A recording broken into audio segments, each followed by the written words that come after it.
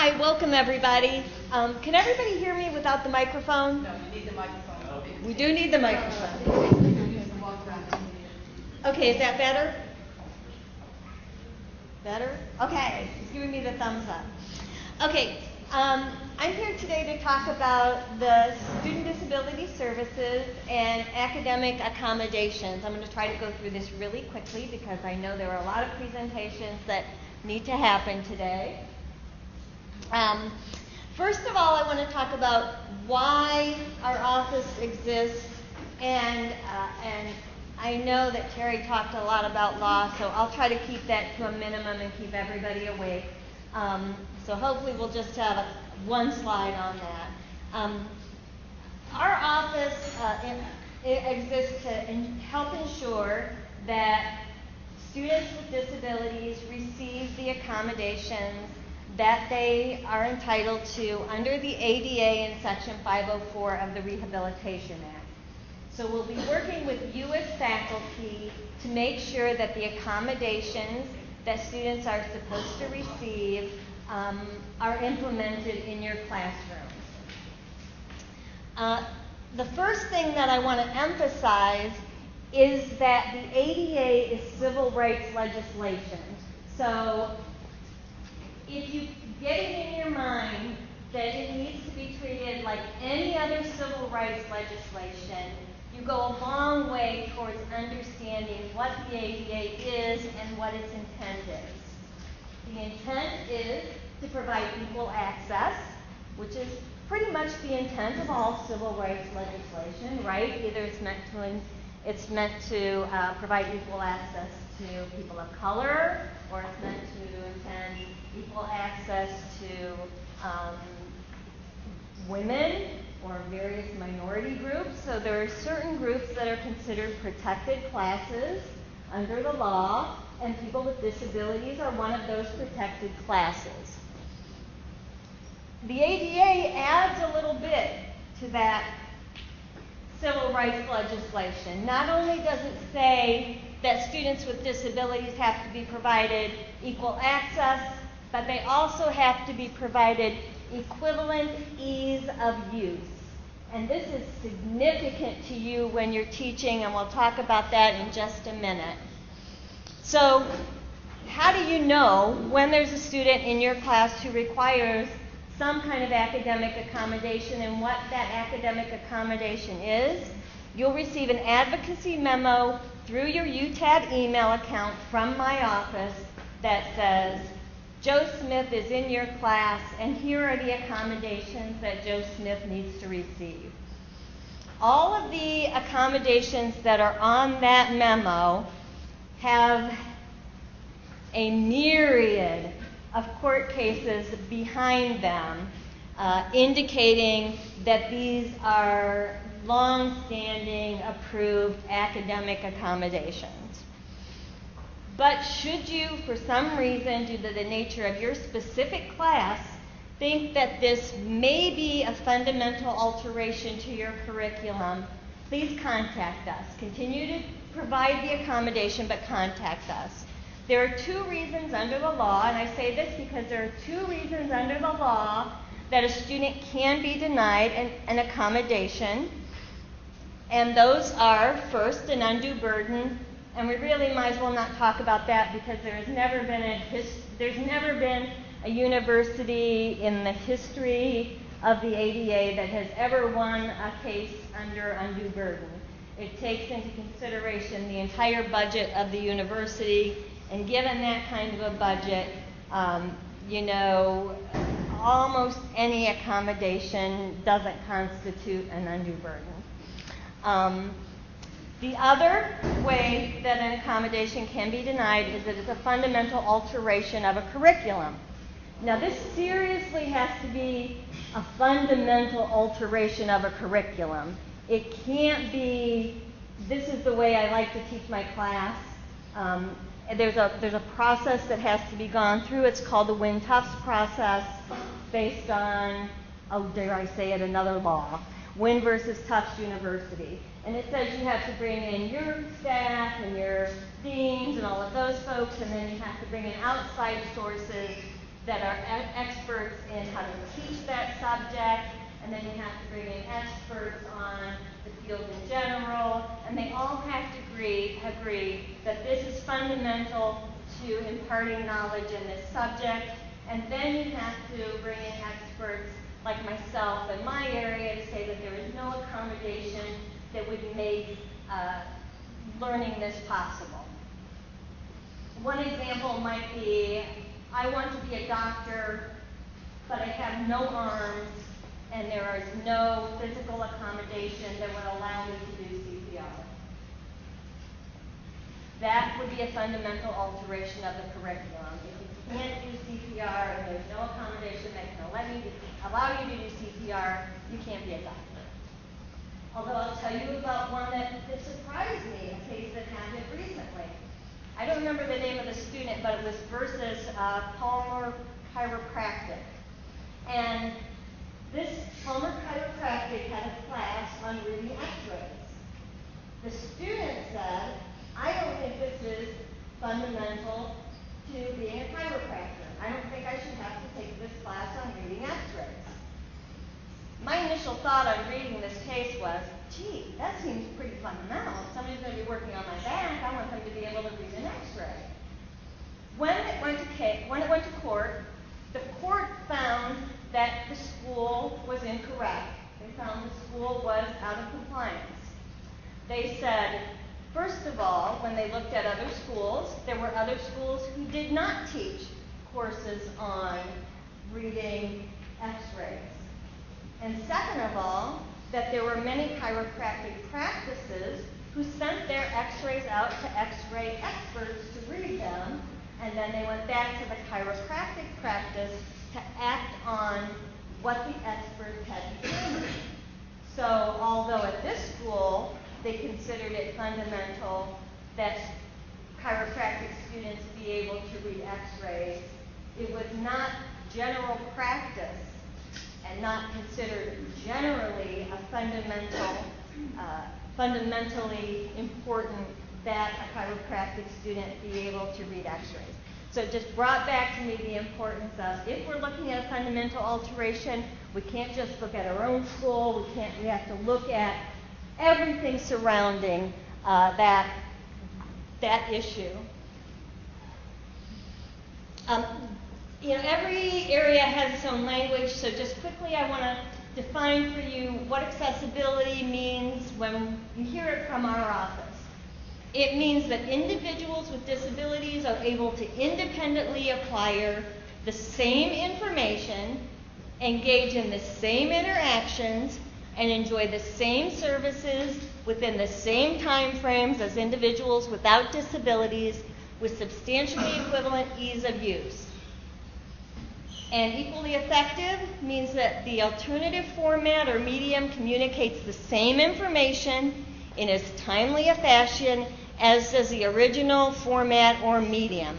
So let's say you want to use let's say you're watching something and you find a great YouTube video, and you have a student in your class who's deaf and hard of hearing, and you want to post that YouTube video the next day. Okay, not okay?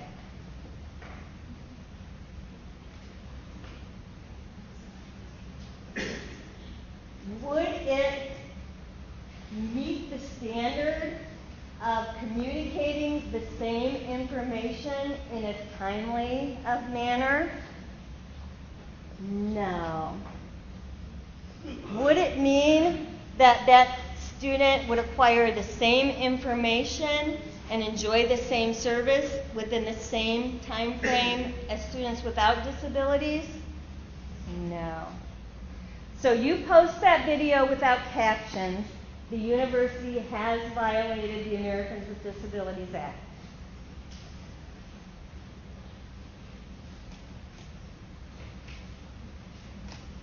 Oops, the wrong way.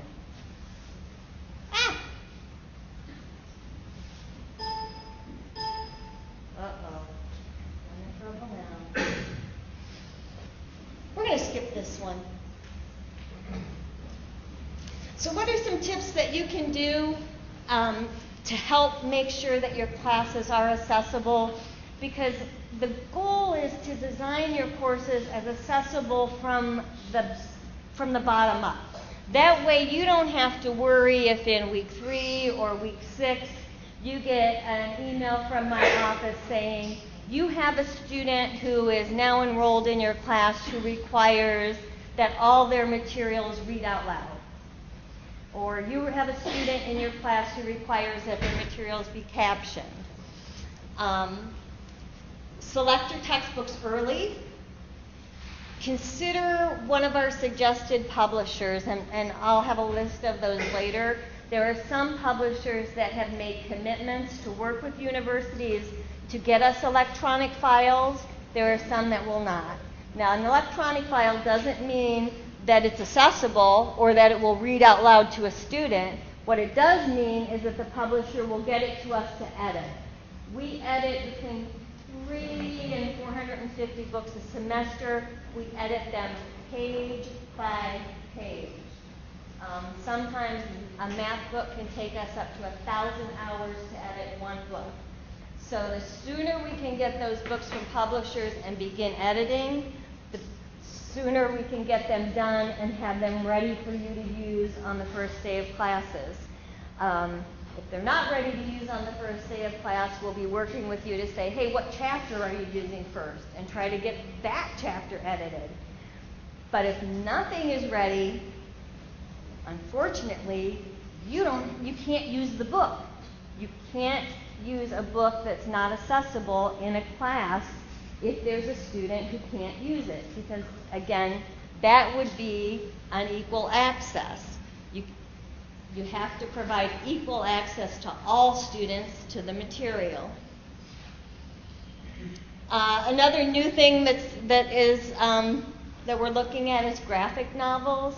So I don't know if any of you are using graphic novels, but those take an extraordinary amount of time to produce. If you're anybody using Mouse or like Mouse 2 in any of their courses, okay, we won't talk about those then. As you're planning your courses, think about selecting materials that are already captioned.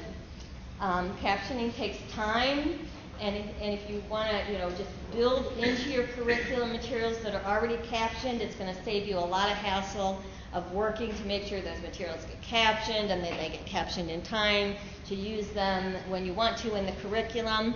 So Frontline, 22 Frames, Movie Subtitles, Amara are all places that have materials that are already captioned. So look there first. If you can't find something that meets your needs there, then work with us and we'll work to get your materials captioned.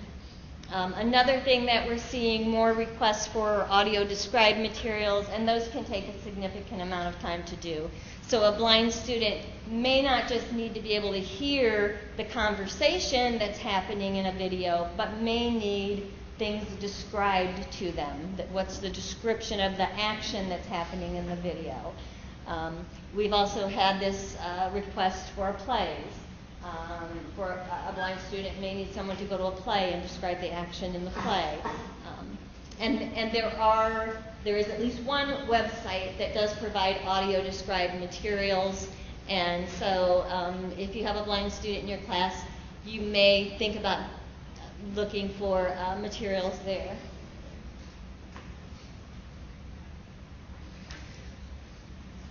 Now, one of the banes of my existence.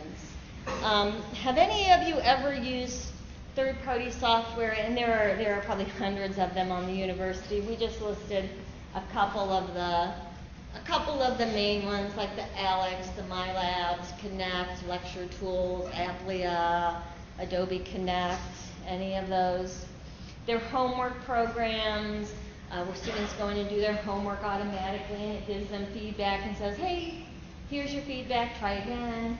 Here's your feedback, try again. They also do testing. They have varying degrees of accessibility using screen reading software.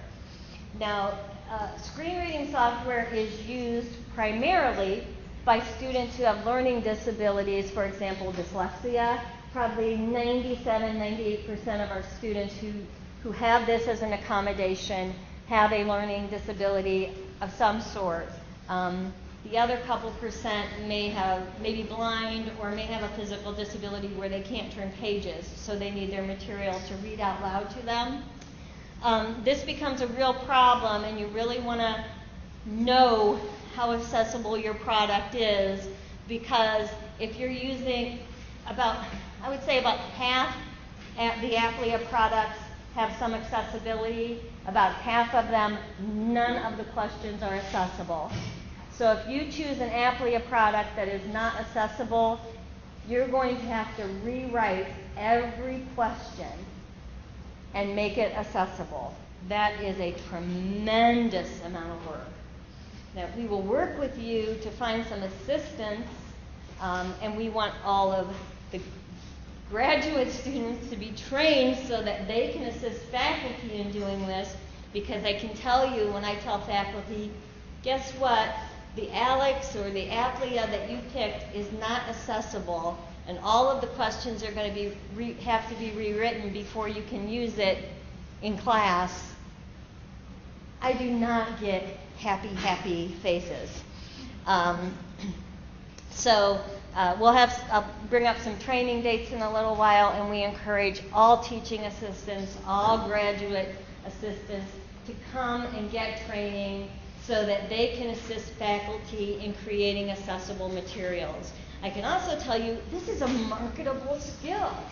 It's not just universities that are getting in trouble and getting sued for this, and there are lots of universities getting sued. Boulder, Montana, Louisiana State, Penn State, University of Michigan, Kent State, places all around us for using inaccessible materials or posting inaccessible PDF or Word documents that faculty post. I want to get to some, I'll quickly move to some of those training sessions, and then those will also be on the PowerPoint that you will receive. So here are some of the training dates, and again, I would encourage you to review the PowerPoint and look at those training dates, and please come to those training dates. This is a great skill to learn. I know that Target and H&R Block just got big lawsuits for not having accessible materials. So not only will this help you help your faculty make their materials accessible, but when you get out into the real world, this is a very marketable skill. I also want to let you know that there are lots of tutorials on making materials accessible that are found on various websites, and again, those will be in the PowerPoint that you receive. There will also be a list of suggested publishers if you have any input into the publishers that might be used. And I know that we probably don't have time for questions, or maybe for one or two. So if you have any quick questions. I think in many cases your faculty of record will have already addressed this, but sometimes it does occur under your watch. So be sure to check with your faculty as we move forward. Thank you again for a very informative presentation. Thank you.